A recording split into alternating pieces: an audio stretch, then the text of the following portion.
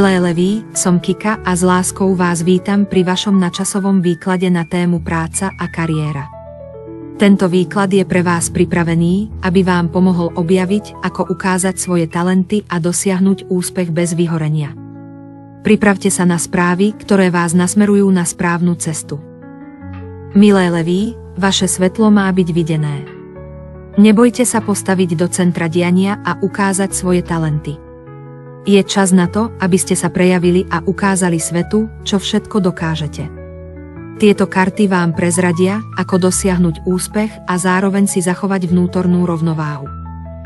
Vytiahnuté karty pre vás, happening now, deje sa teraz, very soon, veľmi skoro, jún. Prvá karta, happening now, deje sa teraz, vám prináša správu o tom, že čas plynie a je nevyhnutné nezmeškať príležitosť. V tomto okamihu sa na vašej kariérnej ceste niečo zaujímavé deje. Máte šancu uchopiť niečo veľké, ale vyžaduje si to rýchlosť a rozhodnosť. Ak pracujete v oblasti predaja, marketingu alebo podnikania, je teraz ten správny čas na to, aby ste vyjadrili svoje nápady a zrealizovali projekty, ktoré vás posunú vpred. Nenechajte si ujsť tento moment na rozvoj. Druhá karta, very soon, veľmi skoro, vás upozorňuje na to, že veci sa dejú rýchlo a preto buďte pripravení na pohyb. Tento výklad hovorí o tom, že veci sa rozbehnú čoskoro a vy budete musieť byť pripravení na rýchlu akciu. Pripravte sa na nové príležitosti, ktoré prídu čoskoro. Ujasnite si, čo skutočne chcete, aby ste vedeli okamžite rozpoznať tú správnu príležitosť, keď sa objaví. Majte po ruke svoj aktualizovaný životopis, portfólio alebo zoznam kontaktov, práve praktická pripravenosť vám môže otvoriť nové dvere. Pre tých, ktorí pracujú v dynamických oblastiach ako IT, dizajn alebo kreatívne odvetvia, toto je čas, kedy sa musíte prispôsobiť zmene a byť pripravení rýchlo reagovať na nové výzvy. Tretia karta, jún, vám prináša správu, aby ste si užívali malé radosti a nekonečné príležitosti.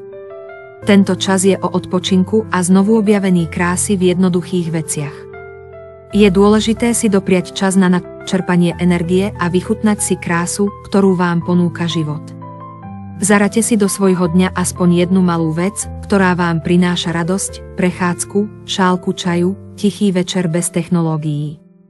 V tomto období môže práve vo voľnej chvíli prísť ten najlepší nápad alebo inšpirácia pre ďalší pracovný krok.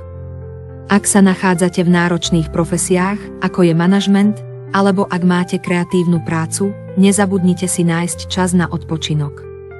Zbalte sa na víkendový únik, venujte sa koníčkom, ktoré vám prinesú radosť. Pomôže vám to zachovať vyváženosť a predísť vyhoreniu. Milé leví, je čas, aby vaše svetlo žiarilo. Nenechajte si ujsť príležitosti, ktoré sa vám teraz ponúkajú. Ukážte svoje talenty a dovoľte im rozvíjať sa, ale nezabúdajte aj na svoju rovnováhu. Všetko príde v správny čas a vy máte všetky nástroje na to, aby ste boli úspešní. Odkaz od Boha pre levov.